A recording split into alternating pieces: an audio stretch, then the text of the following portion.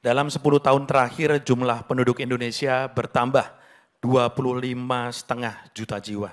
Sedangkan jumlah petani berkurang 1,7 juta jiwa. Jumlah petani akan terus berkurang karena 32% petani berusia di atas 60 tahun. Sedangkan anak muda kurang berminat untuk menjadi petani baru. Ekosistem pertanian juga belum naik, Bapak. 59% petani menggarap lahan di bawah setengah hektar. Sehingga sulit sekali mendapatkan bibit, pupuk, dan juga teknologi karena kecilnya skala usaha mereka. Di sisi lain, nilai tukar petani semakin menurun akibat rendahnya produktivitas dan masih rendahnya teknologi. Pertanyaannya Bapak, bagaimana strategi Bapak untuk meningkatkan produksi pangan dan mewujudkan kemandirian pangan?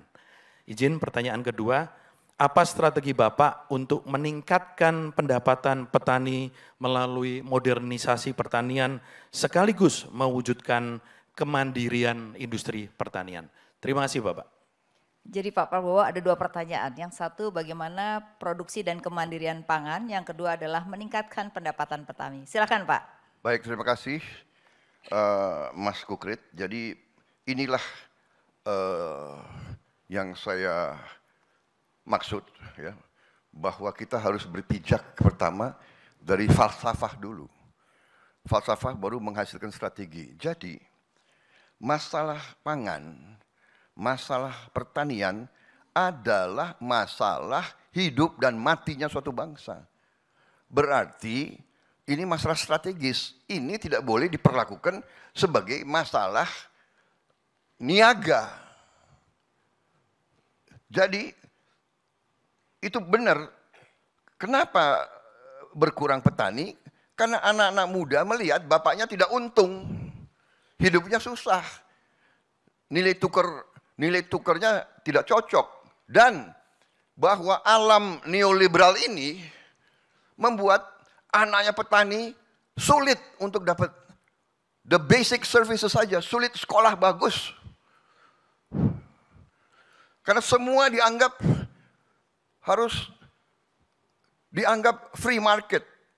Free market benar, tetapi basic hak dasar rakyat itu tidak boleh diperdagangkan. Jadi apa? Makanya pengelolaan yang sudah baik di zaman Pak Harto, kenapa dibongkar? Yang benar waktu itu Bulog melaksanakan suatu operasi pengendalian. Kalau harga untuk petani kurang baik bisa dikendalikan, tapi konsumen di kota juga dijaga. Tapi waktu itu kita menyerah kepada IMF, ya kan?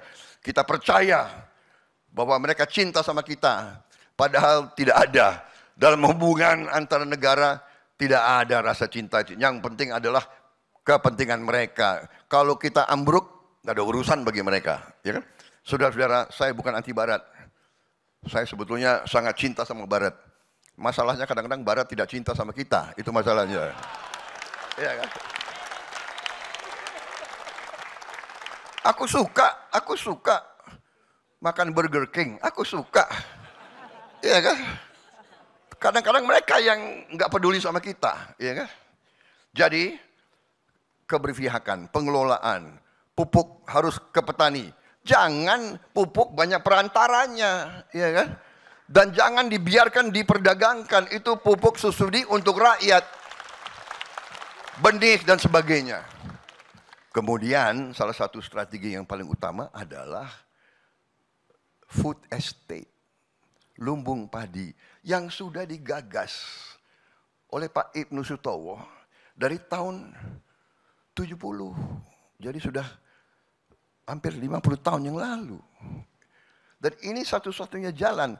Karena faham orang-orang neolib, enggak usah untuk apa beli beras dari petani Indonesia, beli aja dari petani Vietnam, lebih murah. Padahal kalau dia tutup, dia tidak mau jual, kita makan apa? Saya sudah bicara bertahun-tahun.